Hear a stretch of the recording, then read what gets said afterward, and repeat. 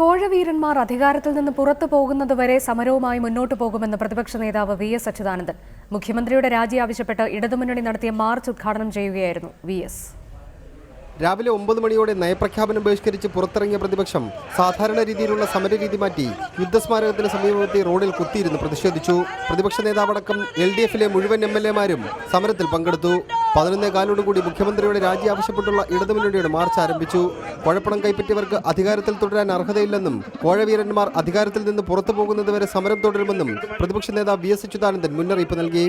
അഴിമതി വീരന്മാരെ അധികാരത്തിൽ നിന്ന് പുറത്താക്കുന്നിടം വരെ നമ്മുടെ ഈ സമരം നമുക്ക് മുന്നോട്ട് കൊണ്ടുപോകേണ്ടിയിരിക്കുന്നു എന്നുള്ള കാര്യം ഞാൻ നിങ്ങളെ ഈ അവസരത്തിൽ അറിയിക്കുന്നു.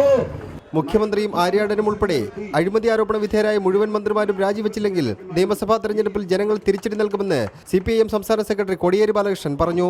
ഉമ്മൻചാണ്ടി അവകാശപ്പെട്ടുകൊണ്ടിരുന്നത് ധാർമ്മികതയാണ് പ്രധാനം.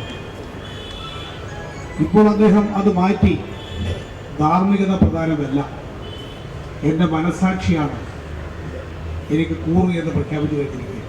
ശരി ചെയ്താൽ മാത്രം പോരാ, അത് ശരിയാണെന്ന് ജനങ്ങൾ വിശ്വസിക്കണം എന്ന് എപ്പോഴും നിയമസഭയിൽ സംസാരിച്ചുകൊണ്ടിരുന്ന മുഖ്യമന്ത്രി ഉമ്മൻചാണ്ടി ഇന്നത് വിഴുങ്ങിയിരിക്കുകയും. പന്ന്യൻ രവീന്ദ്രൻ, മാത്യു ടി തോമസ് അടക്കമുള്ള ഇടതു കക്ഷി നേതാക്കളെല്ലാം സമരത്തെ അഭിസംബോധന ചെയ്ത് സംസാരിച്ചു. റിപ്പോർട്ടർ, തിരുവനന്തപുരം.